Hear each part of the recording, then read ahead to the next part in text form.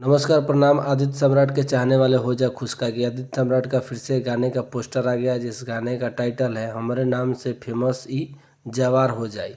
आप सबको बता दूं ये गाना काफ़ी सुपर हिट और ब्लास्ट आप सबके बीच में आदित्य सम्राट का बैक टू बैक गाना रिलीज हो रहा है। और आप सबको बता दूं ये गाना का टाइटल आप लोग देख ही रहे, हमारे नाम से फेमस हुई जवार हो जाए।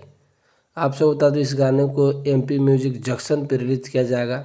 जिस गाने को गाए हैं आदित्य सम्राट और सविता यादव के द्वारा इस गाने को गाया गया है और बहुत ही बढ़िया आदित्य सम्राट और नेहा गोस्वामी इस गाने में काम की है।